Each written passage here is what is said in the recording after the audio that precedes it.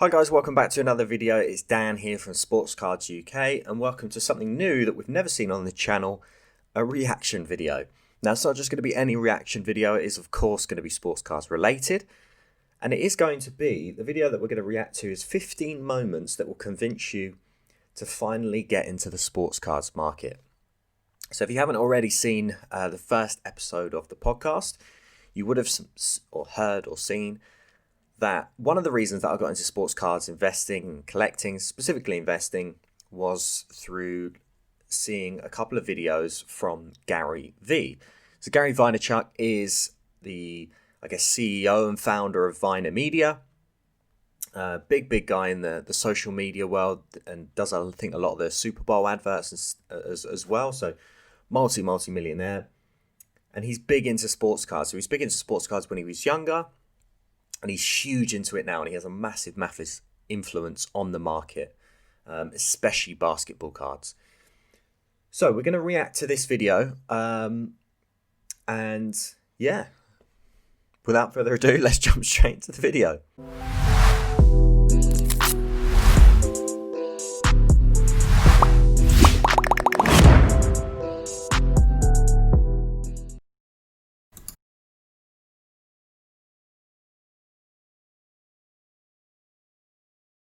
So a lot of these are going to be from his TikTok. He's big on TikTok. Yeah, the best GaryVee TikToks. This card was $35 when I started buying it a year ago. Wow, Luka Doncic at $35. I was telling everybody on social even media, at 75. He's holding a. I'll just pause it there. He's holding a De'Aaron Fox rookie card there. So that's a De'Aaron Fox Prism. De'Aaron Fox is a player for the Sacramento Kings. Super quick player. Extreme lightning fast layups. Really exciting. So he's someone that I've invested in, and I do actually have a rookie card of his Prism card currently with graded gem at the moment. So waiting for hopefully get a PSA 10 on that. It is now over $400 TikTok. It's way over. It's about 1,000 now, that card. Get educated, get cash. I know you've been seeing me talk about sports cards. It's got one Soto there. It's a flip thing. Baseball, Soto, Vlad Jr., Tatis, Bellinger, Mookie Betts. Baseball, that I know a lot of you aren't in love with, is going to have a big arbitrage because opening day is coming and people get excited at the new season. So we're going to pause it on there. Now, I'll try not to pause it on every video. I just wanted to mention something on this. When looking at investing in sports cards, one of the first sports that I did look at, of course, was basketball, but I did investigate baseball as well. Now, baseball, if you're from the UK, I'll be a little bit skeptical of, because there aren't that many cards in the UK PSA graded for baseball. I think it's becoming bigger, but because it's not on our screens as much as maybe soccer is, basketball is, NFL is, I think baseball, although it's probably it's where the hobby started in America, and it's huge in America, it's probably not as big here in the UK. The soccer card market is blowing up here. There's loads of cards on the market. Same with NFL, same with basketball. But I do struggle a little bit. I have got a lot of Acuna PSA 10s. I've got lots of baseball cards. Juan Soto, loads and loads of players. Vladdy Jr., a few that he mentioned there, Mookie Betts. And I'm kind of struggling as to when to sell them. I still think there's a lot of room for baseball to grow in the UK. But yeah, maybe around the time when baseball comes back to London and they do one of the London events, then maybe that would be a good time to sell in the UK for baseball. Your baseball homework. 30-40 hours, then start buying, then start flipping. So important to do homework. 45-year-olds so important. Now have the research is so important. Reliving their childhood, gambling, $200 for one pack, but you can pull a $150,000 Luka or Zion. And then finally, sports cards have a lot more volume than sneakers. So we have an entire generation of teenagers who are now in their 20s that grew up flipping Yeezys and Jordans, who Supreme. Now, if they think that Lamar Jackson's going to be the guy, they go out and buy 500, 2,000, 4,000 Lamar rookies. Would you rather go graded cards, or would you rather buy raw and ungraded and try and grade them? Because I kind of learned buying raw and ungraded, you almost need a skill to almost prove. So I'm going to pause it here. Now, this is an interesting topic because in America, it's so easy to buy graded cards. And I had this conversation in a recent chat I had with the Sunday League investors. Their kind of strategy is to buy cards that are already graded, which is a fantastic strategy. It's probably the best strategy because you're not having to worry about sending cards off, the shipping, waiting for them to come back, what the grade is going to be. But in the UK, because it takes so long for cards to get graded and there aren't a lot of graded cards on the market, buying raw ungraded cards and then grading them is our biggest tactic at the moment, is our biggest play. You won't see many guys from the UK that are buying graded cards just because it's so difficult to get a hold of them. Maybe some of the older SGC ones for football, soccer, then yes. But even then, there's not a lot on the market at the moment. So buying raw and ungraded is definitely a play that the UK guys are doing at the moment. Grade them? Not a skill, real skill to pre-grade them. That'll obviously change when everyone gets their cards back from or you buy PSA. Raw and you sell it raw. The gentleman a couple of moments ago bought Luka's for 15 raw and selling them for 150 raw. So just sell them raw. So I did this with a Tyler Hero card. So I bought a Tyler Hero card, a select card, for under £5. And then just before the finals, before they got to the finals against the Lakers, I then sold that card for £30. Now, you may kick me and say that card could be £100, £150 by next season or the season after. But sometimes when the profit's there, £25 profit, that's £5. I paid let's say I paid £5, is 6 times the amount that I put in. So I'm not gonna pass that up. I have to sell. If there's profit, sometimes you just have to take the profit. If he gets injured or something like that, then I would have kicked myself that I didn't take the £30. So sometimes there is a play of buying raw, selling raw. And everything. Okay, well, got it. I would say learn, but listen, when you don't have a lot of money and you want to make more money to both for your own health of your family or because you want to fund your hobby, because you want to buy some, Bure PSA 10 rookie cards, because you decided you need to build up slowly. And I think raw to raw is the easiest way to build up slowly. Right. This was $80 on eBay 2 weeks ago. Now it's $140. That's how I think. Instead of spending $80 on a hoodie that makes you feel fresh, invest in something and then flip it, buy the hoodie, and pocket the $60. 100%. And sports cards, right? I used to buy so many cards. I used to waste, clothes and stuff. I used to waste so much money on clothes. To think, if I actually put that into an investment, if I put that in shares, if I knew about sports cards at the time, it would have been such a better investment. All these clothes that I've got around that are out of fashion, that I've paid money for, that are now worth nothing. Yeah, that's good advice right there. The top. If you want to make real money, this is no joke. Go to eBay and buy Giannis rookie cards, number 290, 25. I used to call him Giannis in my early videos. It is Giannis. 10 graded. They're $300, $250 to $300 right now. God forbid they win the finals this year and stun the Warriors. It'll be $600. But even if not, unless he has catastrophic injuries, this is the best player in the NBA in 4 years, and this is an $800 card in 4 years. Worth way more than that. You put in way 300, more. 800, that's good, because you can flip it right away. Huge, that's a huge card. 8,000. Several months later. Yeah, listen. Yeah, there you go. We fucked up. Thing called pack breaking. Basically, people buy slots in boxes of cards where you get the third pack that he opens live on Facebook or whatever live platform. You can call it a form of gambling, a form of contests, but like literally, for example, there's a famous one, 86-87 Fleer with the Jordan rookie. People pay $2,000 a pack and then if you get a Jordan or in his world, like. By the way, how brilliant is this idea? Oh, it's super brilliant. It's also So is Gary talking about buying a pack? That's sometimes how it's done. I've seen that done in recent Pokemon streams, and that you would buy a pack out of a box. Another way that you can break cards is you can raffle off teams. So for example, there's 30 teams in the NBA. You would have 30 people join the break. They would pay their money to enter into the break. Everyone would have their names listed. You'd have the teams listed. Both of those would get raffled off, and you'd end up either with one team, or if you bought 2 spots, you'd end up with 2 teams. So if you are interested in breaks, definitely check out BB Cards UK and check out BB Cards UK for football and soccer. I think they recently changed it from Top Corner Cards. So search for BB Cards, and then you should find them on Facebook. In my opinion, the best breakers there are. I've done several of those, so shout out to Ben and Martin, the guys that run it. if you haven't already, then do check out Breaks. And if that's something that interests you, then go for it. Now, he mentions about the Michael Jordan rookie card.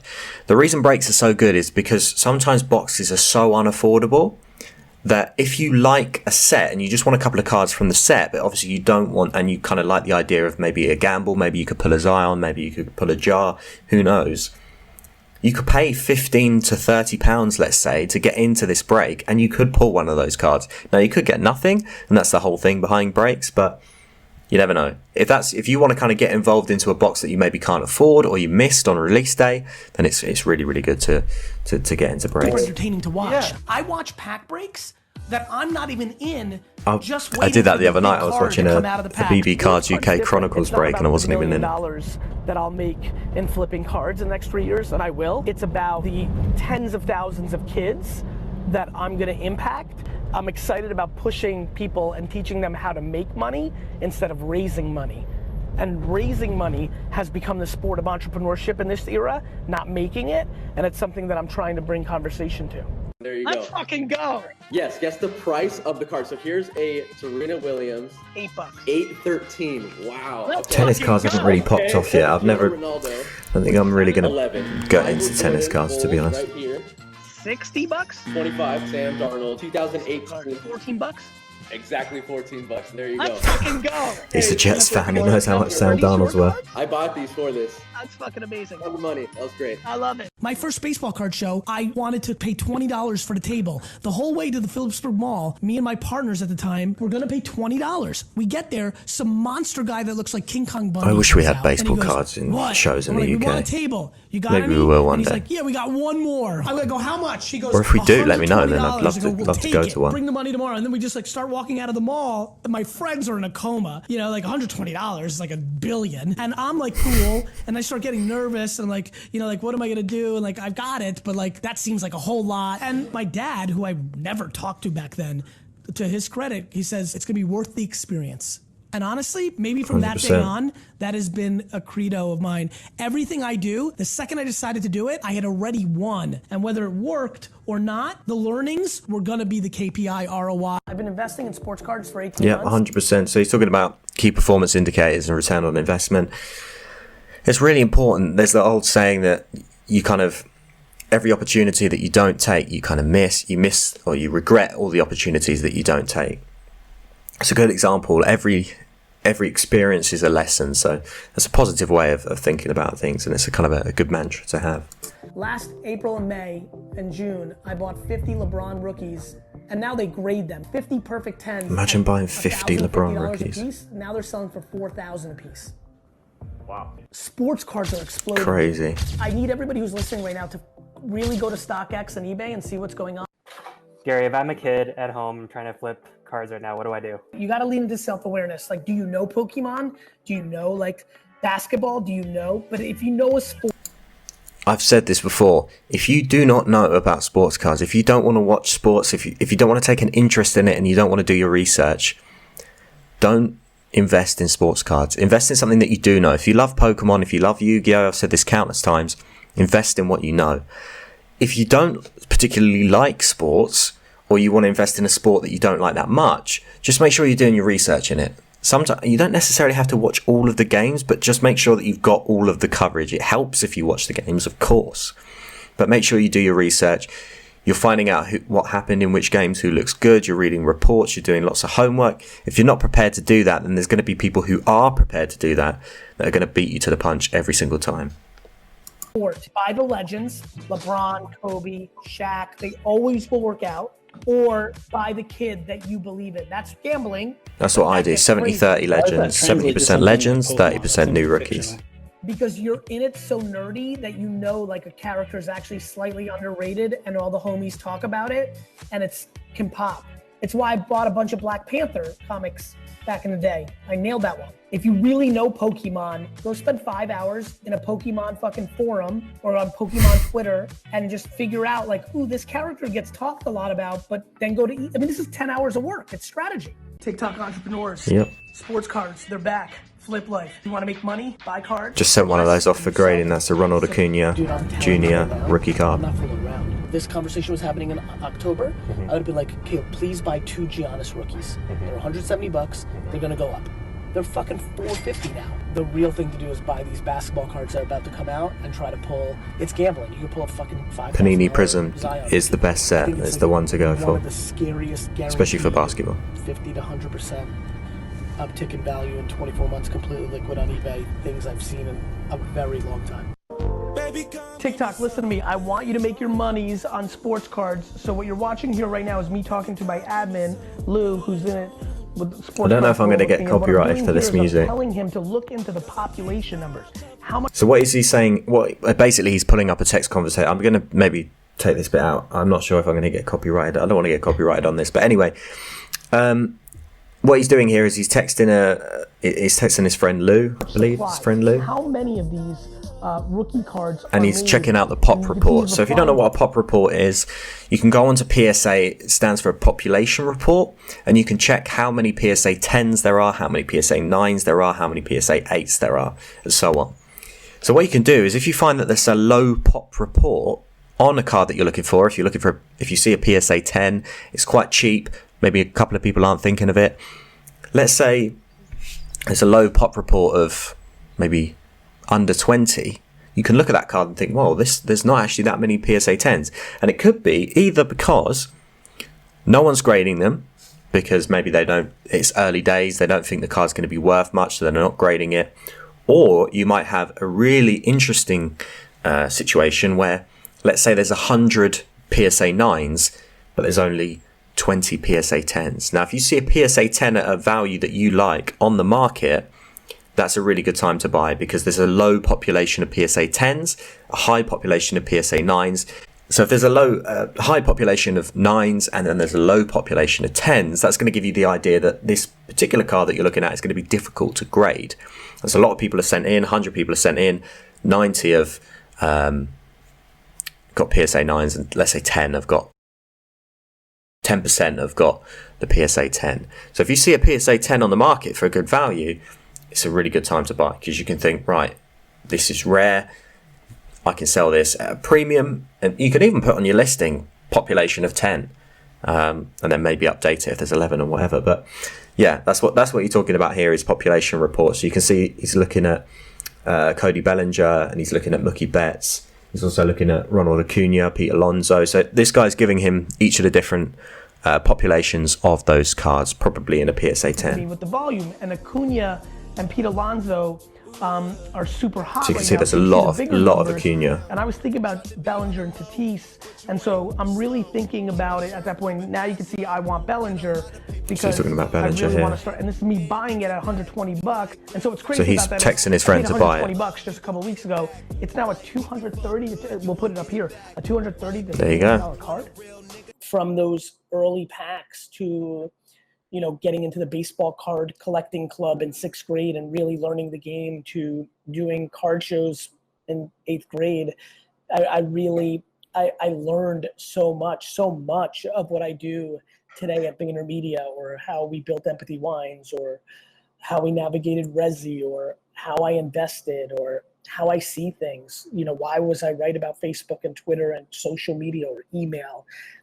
It really started from that first buy a card for $3 because you think Eric Davis is a good baseball player, and you think the Reds are good that year, and then they go to the World Series and that card is $6, and you sell it, and now you're like, wow, I have $3 more than I started with. What I know is happening, and I think a lot of people are not realizing it's happening to them, is they're learning so much more than they realize about humans, about consumer demands, about markets, about supply and demand, around marketing and merchandising something you own, around hard work. You know, there's a lot of learnings going on, and to me, that's why I'm so excited about the garage sale or the sports card stuff. It's teaching underlining principles that I think are scalable in the future. Hey everybody on YouTube. 100%. So that's a really good point at the end there. He's talking about all these different things that you can learn whilst selling sports cards. So you kind of getting that customer interaction. You're learning how to navigate around different markets, where you might be looking at star stock, you might be looking at COMC, you might not actually start holding the cards, but you might start trading them. So you can look at your trading on different markets now. So there's so many lessons that you can learn through this hobby. As well as it being a kind of a collecting hobby, it can also make you money and teach you so many different things. I don't want to preach it too much, but there we go. So I hope you did enjoy this reaction video, something slightly new from the channel. If you'd like me to react to any other videos, if you suggest any other videos, sports cards related, of course, drop them down in the comments, or drop me down a comment. Obviously, drop a big thumbs up on the video if you did enjoy, subscribe if you haven't already, and I will see you on the next one. Thanks very much.